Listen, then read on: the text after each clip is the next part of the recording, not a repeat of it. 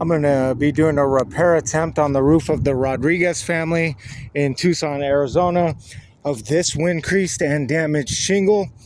First, what I'm going to want to do is get you guys set up so you guys can view the work taking progress. Well, what we have here is we have a dimensional shingle. It is held in place by fasteners in its nail strip. We have 2 books of dimensional shingles that are directly above it. What we want to do is remove this without damaging or disturbing the shingles above it. And how we do that is we start at the end and we free it from its tar strip that holds it to the shingles below it. In Arizona, these things just kind of mat together. You got to be pretty slow and diligent. Then we also need to break it free from the books of shingles above it using the same method. You just slowly kind of break it free. That's the first book.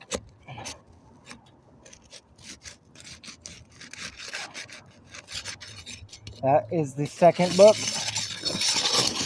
We should be free. Now we're going to take our flat bar, go underneath the shingle and remove it from the fasteners that hold it into the decking. We have the 4 that are in the nail strip of the shingle we're removing, and we have 4 in the books above it that go in the very back. Just methodically work your way, popping it free, and then gently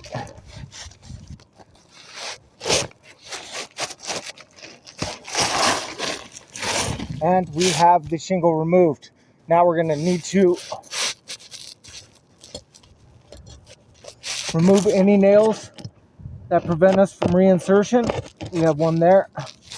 That one will prevent. This one will as well.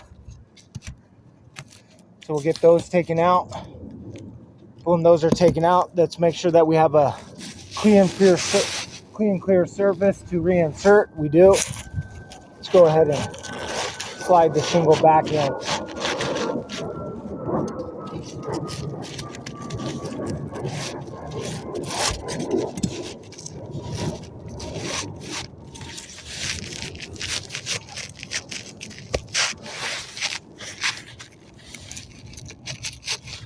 All right, now we are back inserted in place.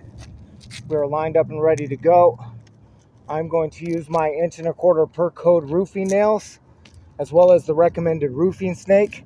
The reason why we use the roofing snake is so we don't have to lift the books above it more than necessary for a nail strike. So we're going to start on one end. Lift this second book right here and get as clean of a strike as we can. 1.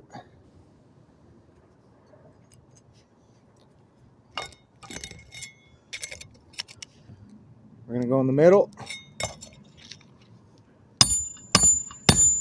2.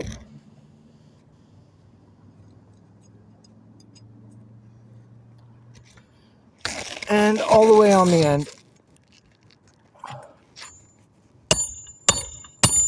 3.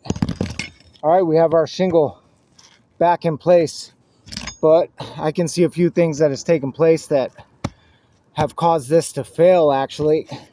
Some of the things that I can see off the bat: this tooth is now delaminated. The corner of this tooth has now become delaminated. This side is still intact.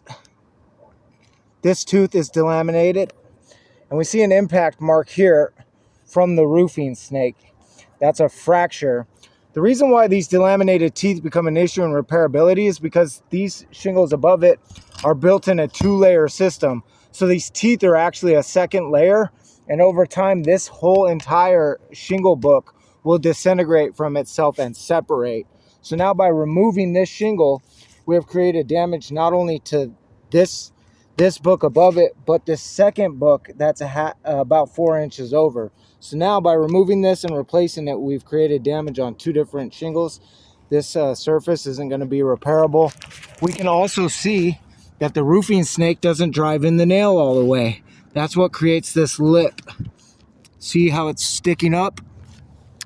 The roofing snake has a lip on it, not allowing the nail to thoroughly go down all the way. That'll eventually create a nail pop. I would consider this an irreparable surface.